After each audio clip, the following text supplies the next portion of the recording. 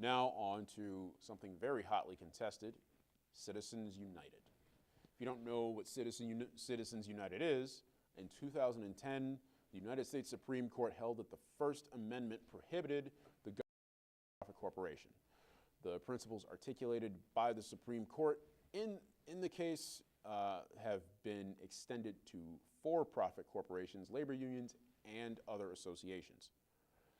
And then, so yeah, there's that. And then that brings me to super PACs. Now, a PAC stands for a political action committee. Super PACs are allowed to raise unlimited sums of money from corporations, unions, associations, and individuals, and then they can spend unlimited sums to overtly advocate for or against a political candidate. Now, unlike a traditional PAC, super PAC or super PACs are prohibited from donating money directly to political candidates. So to simplify that, they can basically take as much money as they want, and as long as they don't donate it to a candidate, they can spend that money however they choose. So if you want, and if you want to know what kind of asshole a super PAC can attract, in 2012, a pro-Romney super PAC hired a guy named Larry McCarthy. If you don't know who Larry McCarthy is, Google the term Google Willie Horton, and or if you already know what I'm referring to when I say Willie Horton, that should give you all the information you need to know, because he was behind that ad. He was behind the Willie Horton ad campaign in it was 1990. God, my political history is terrible. It was Dukakis versus Bush. Bush won. Not the second one, but he was behind that campaign, and then he got hired by a pro-Romney super PAC to run against a sitting black president. Yeah, that probably was not the best idea. Anyway, on to what lobbying has affected our efforts to do. In a word, a lot. Maybe that's 2 words. Okay, in 2 words, a lot. I'm just going to go with it. But just to narrow it down to a couple of things, let's look at the anti-environment lobby. Now, lobbying has affected our efforts to fight against climate change, which is probably the biggest threat to, well, the entire world. I mean, the climate does affect the entire world. Now, in 2009, the pro-environment lobby spent $22.4 million lobbying for legislation to help the government and fight climate change. Now, that's the most money that environmental groups have ever spent on lobbying.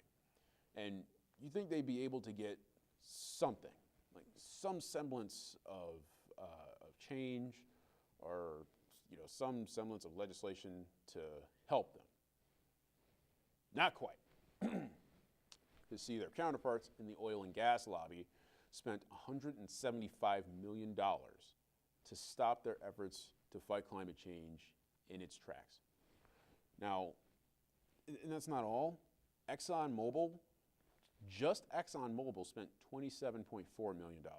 They spent $5 million just by themselves. Or they spent $5 more million just by themselves to beat the pro-environment lobby. One company outspent the whole fucking lobby. That is not okay. No bueno. And then that brings me to next is the pharmaceutical lobby. That lobby has spent over $3 billion since 1998, so they could basically do the same thing your teachers warned you about when they made you watch those shitty anti-drug videos when you were in middle school. You remember those? Like the, you know what they would do? Like they have, hey Timmy, you want to smoke some pot? And then the kid's like, I don't know if I want to smoke pot. And he's like, And then the guy's like, oh, come on, all the cool kids are doing it. Come on, smoke this joint. And he's like, okay. And then he smokes a joint, and then his mom dies. Well, yeah, pharmaceutical companies are kind of doing the same thing. Like the only difference, well, they're lobbying so they can basically do the same thing and just turn you into a drug addict. Well, they're doing the same thing that video projects. Eventually, I would not be surprised if they just had the ads just like that, except they wouldn't be completely false. That would be their ad. It'd be something like, hey, Timmy, want to try some Diaphragm? It's really good stuff. All the cool guys and gals are doing it. Side effects may include headache, nausea, numbing of the eyes, hands, feet, and face, bleeding of the eyes, and your dick may fall off.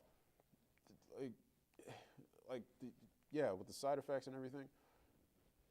It really would not surprise me at some point where they would just get that bold. Oh, and then that brings me to another lobby, the pro-gun lobby. This is a really fun one. In 2015, I'm going somewhere with this. In 2015, the United States had more mass shootings than days. We had more people getting on a day getting shot at or just flat out killed. We had more days like that than actual days in the year. And if you don't know how many days we had in a year, we have 365 days in a year, which means we had more mass shootings than that. So, what the fuck? So, what did we do to stop that? Nothing. We didn't do anything. What did we do after 20 small children were murdered in their own school? Nothing. Not a thing. Didn't even expand background checks, despite 90% of Americans actually wanting the government to do that. See, that's because of lobbying. See, in its peak years, which were 2013 and 2014, the NRA spent just over $3 million lobbying against gun legislation. And on the other side of that, the gun control lobby spent about $1 million less than the NRA. And the thing is, since 1998, the NRA has never spent under $1 million lobbying. The gun control lobby has spent under $1 million 11 times in the last 17 years. And they've never actually outspent the NRA. Hence, why we still don't have any common sense gun legislation in the United States, such is life, such is lives being taken away. Came up with that right on the spot. So yeah, getting good at this shit. Anyway, how is lobbying not illegal? Well, it's because speech is defined as vocalized communication. And someone ran with that and just said, money is speech. All right. It's not, but sure. And apparently giving money to the candidate who you support is you practicing your First Amendment right to free speech. I mean, that's bullshit, but okay, sure. See, the reason we have this weird notion of what speech is because of a 1976 decision. Remember, political roundtable. Gotta love those guys. See, it was a 1976 decision in the Supreme Court case Buckley versus Vallejo. And the decision in that case read, a restriction on the amount of money a person or group can spend on political communication during a campaign necessarily reduces the quantity of expression by restricting the number of issues discussed, the depth of their exploration, and the size of the audience reached. This is because virtually every means of communicating ideas in today's mass society requires the expenditure of money. Okay, to be fair, that's technically true. Communicating ideas, it takes a little bit of, it does cost a little bit of money. Take my show, for example. Like, it's not free. I do have to spend money on this show. However, the amount of money I spend producing this show can fit inside of whatever the fuck this thing is. If you don't believe me, look. See this? This is all the money I spend on the show. $40 fucking. It fits, look, it fits comfortably inside. So, hold on. Okay, I'm not making a case right now. There it is. See? Look, it fits comfortably inside this tape deck, or whatever the fuck you call it.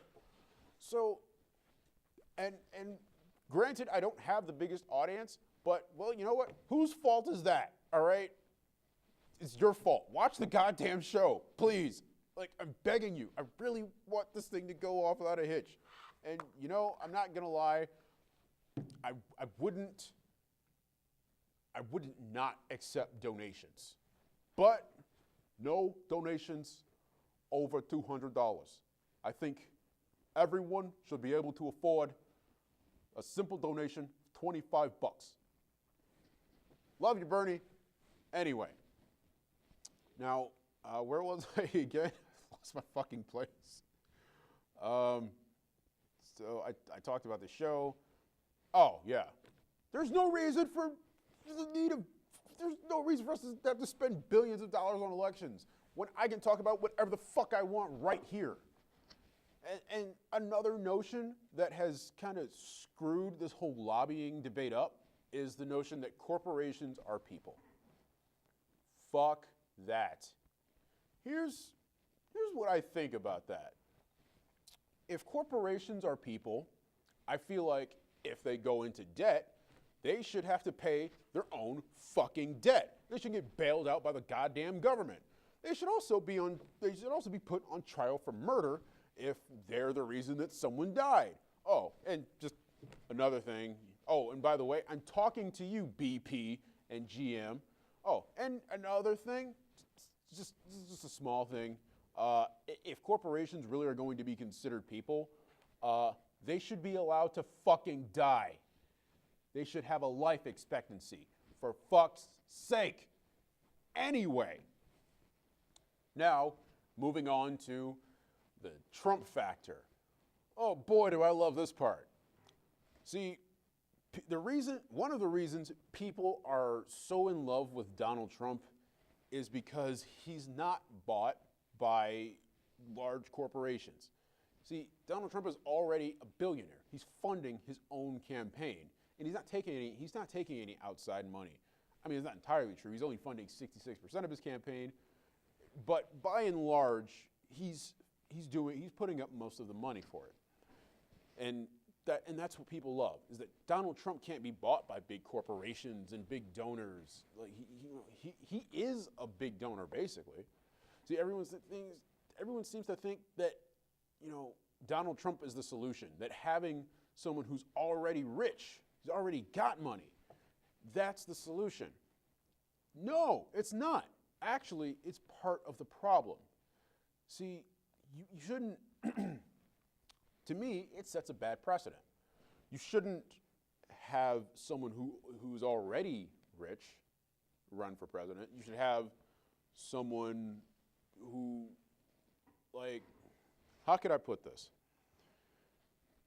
Donald Trump is part of the problem because you shouldn't be just changing where the money is when it comes to this issue. When it comes to money and politics, you shouldn't be changing where the money is. You should be taking it out. But you know what? I'll get to that. I'll get to how we can do that later. But I'm not done with Donald Trump, all right? Donald Trump has terrible views, terrible ideas, and he's a terrible person. He says whatever stupid bullshit pops into his head, and somehow people just give him a free pass. Well, he's not a career politician. He's not bought off, so he can be a racist. I don't care. How fucked up are we? That's a legitimate question I want you to ask yourselves. How fucked up are we if we're letting, like, if we're letting this racist, sexist, bigoted asshole who makes fun of disabled people, we're so fed up with money in politics, we're letting that run for the highest office in the world. See, here's the thing. If you want a guy who's not bought off by corporations, and you want to keep the racism and sexism and xenophobia out of it, well, the thing is, well, there is a candidate out there. Like, there's someone who is all of the good in Donald Trump, and he doesn't have all the bad shit to go with it. His name is Bernie fucking Sanders. Like, yeah, his name is Bernie Sanders. If you want a guy who's not bought off, but who also isn't a racist dick, and who's not the orange and American version of Kim Jong-un, and a guy who's literally Hitler, just vote for Bernie Sanders. But you know what? The fact that people like Donald Trump is just an indictment of Americans. Like, Donald Trump is basically, he's exactly what most Americans are. Just loud-mouthed assholes with hands like a marmoset. Well, I mean, I can't speak for everyone's hands, but yeah, Americans mostly are just a bunch of loud-mouthed assholes. And Donald Trump does have hands like a marmoset. Moving on. Now, I've talked about, like, this whole time I've been talking about why money in politics is bad, lobbying is bad, and lobbying does all this stuff. But I feel like I should probably give you a solution to what we can do.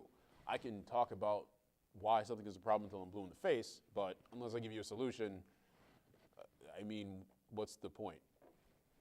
But luckily for you, I have a solution. Here are just a few things we can do to combat lobbying and to actually change this corrupt political system that we have. Got some serious gas. Anyway, you probably didn't need to know that. All right, fuck it. Here's what we're gonna do, or here's what we should do, could do. I'm just gonna start talking. What we should do is overturn Citizens United. That is first and foremost. Like, Citizens United is pretty much the biggest problem here. So overturn that, and it's going to set a precedent for you. Next, you have to limit I feel like you have to limit the amount of money able to be spent. See, if you limit the amount of money able to be spent, you're subsequently going to limit the amount of money that enters politics. You know, so give that some thought. And also, why not limit the length that campaigns go? So candidates don't have to spend as much money. Yeah, see? You see the connection there? Yeah, you limit how long campaigns run, and then you limit how much money can be spent. So instead of candidates having to, like, budget, and, you know, they have to budget for this, like, year and a half long campaign, like, they only have, like, maybe $5 million to spend for over a year and a half or whatever. Now, say you cut the campaigning down to, I don't know, six to 8 months. And then it's a little bit easier to spend less money. So, you know, let's give it a shot. See, there are probably a lot of things we could do to cut down on money in politics, and they need to be done. Large donors make or break campaigns. In the 2010 congressional race, 48% of campaign contributions came from large donors compared to 13% from the smaller ones. It's things like that that are really disheartening to voters. Because when you hear a figure like that, it makes you feel, right, and rightfully so, like you don't have a voice. It's been made clear that money matters. And when you don't have money, you feel like you subsequently don't matter. Look at it like this. Say I have $10 million and an 11-inch penis.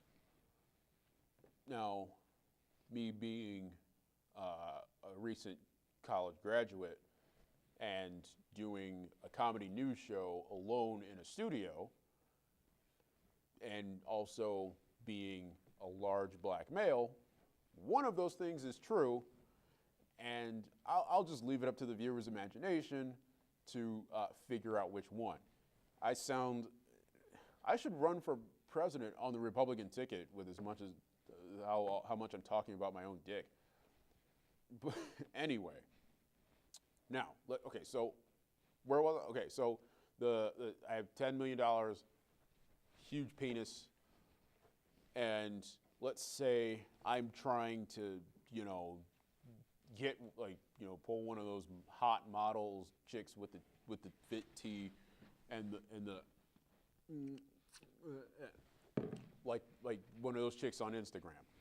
So I'm trying to get with one of those kind of chicks. But there's someone else trying to get with one.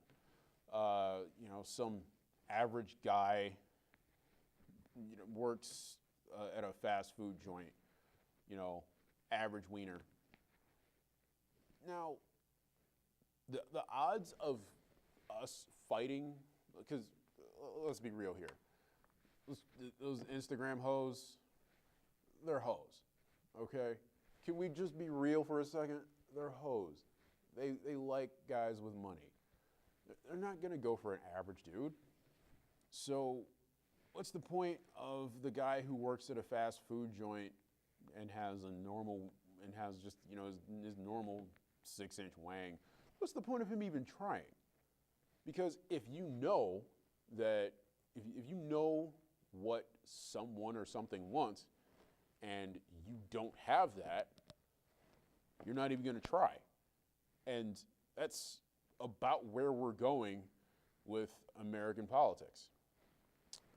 Is that we know that money matters, as average people. Remember, I just graduated from college. I don't have $10 million, or else I certainly would. Okay, I probably would, but I'd have a bigger budget than this. Anyway, where the fuck was I? Anyway, I remember now. Okay, good. We know that money matters in elections, in all types of elections. But, I mean, it's like we know money matters. So, and we, us average people, we don't have large sums of money to give to a political candidate and get them to do what we want. So, what's the point? I mean, like we always talk. I see a lot of pundits talk about political apathy and say, oh, millennials, they need to, be more politically aware and more politically involved. Well, the thing is, I think the reason that millennials aren't politically active is because they're politically aware. They know that the people at the top, the true owners of this country, because believe me, it ain't people like you and I. It's people like Sheldon Adelson, Martin Shkreli, Donald Trump. Those are the real people who own this country because they essentially own elections. People my age realize, we can see the writing on the wall, and it's that we don't matter. This, from the people in Flint to people in New York, to Mississippi. Common people like that don't matter. And it's going to take a serious shift. Like you have to curb lobbying if you want to get people to be involved in elections and feel like they have a voice. And there are ways to curb lobbying. I just went over them like 5 minutes ago. The problem is that some group out there will probably just lobby against that too. All right, that's it for that. Now, before I go, I wanted to talk about, just sit up a little bit. I want to talk about Women's History Month. It's March, and it is Women's History Month. And a couple of weeks ago, it was National Women's Day. But unfortunately, no one's really been talking about it because it was trending on Twitter for like a day, but rules of Twitter apply here, and once you're done trending, back of the line, no one gives a fuck about it. No one gives a fuck about you anymore. But you know what? Twitter rules be damned.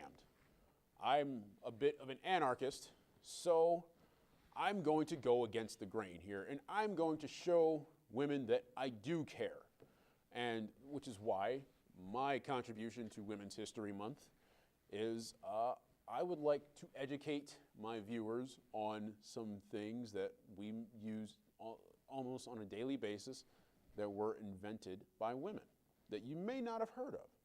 And these are all remarkable inventions. So here we go. The first invention on the list is the paper bag. It was invented in 1868 by Margaret Knight. Now, there's also backstory to these too. Like with Margaret Knight and the paper bag, it reveals that she was probably the first woman to ever fuck a butterface.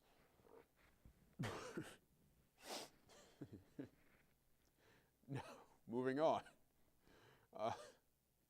Signal flares. Signal flares were also invented by a woman named Martha Colston in 1859. Now, the reason she invented signal flares is because she was the first person to, well, she was Bill Cosby's first sexual assault victim, basically. And next on the list is the circular saw, invented by Tabitha Babbitt in 1813. And of course, if you don't know who Tabitha Babbitt is, she was the first woman to catch her spouse cheating on her. So I feel really bad for that guy. Oh, and also, she also just so happens to be Lorena Bobbitt's spirit animal. So yeah, there's that too. There's also, the next is the retractable dog leash, which was invented by Mary Delaney in 1908. If you don't know about Mary Delaney, she was the first dominatrix. Yeah, so, shouts out to Mary Delaney. And, she's the reason why all of the basic bitches have 50 Shades of Grey. So there you go. Scotch Guard. That was invented by a woman, Patsy Sherman, in 1957. She also just so happened to be the first woman to receive a cum shot on a couch. And since it's the 50s, they made her clean it up. So she invented Scotch Guard to make it easier. I'm going to go to hell for that one, probably. Next is invisible glass. If you don't know what invisible glass is, it revolutionized cameras. It was invented by Catherine Blodgett, who also happened to be the first woman to get photographic proof of her spouse cheating on her. Again, feel bad for you, bro. And then, not to mention that, she invented this after the invention of the circular saw. So that guy was like double fucked. And then finally is Grace Hopper. She is responsible for inventing the computer. Yeah, I bet you didn't know that that a woman actually had a huge hand in inventing computers. She came up with it in 1944, and she was subsequently the first woman to ever be called a cunt online. All right. Oh, and one more thing that women invented, people. You. Yeah, we if you didn't know, like if you skipped biology or just, or whatever, or health class, yeah, we come from women too. So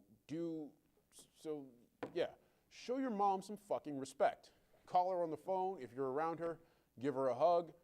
To my mom, I love you. Thank you for putting up with my shit. And as you can see, she has to deal with a lot of it. That is my show for today. Our show, because Tommy helps too a little bit. Yeah, that's it for today. Just gonna put that up. If you want to see me perform live, I will be at Brothers Lounge April 3rd with CLE Improv. We'll obviously be doing improv. Come check us out. We are a very funny group. We could use the support. That's all I got going right now. I'll hopefully be back with this soon. If you want me to do stand-up for you, you can follow me on Twitter at Real Dave Shelton. We're probably not going to be able to get that image up in production, so I will leave it in the description of this video. Yeah, have a good night.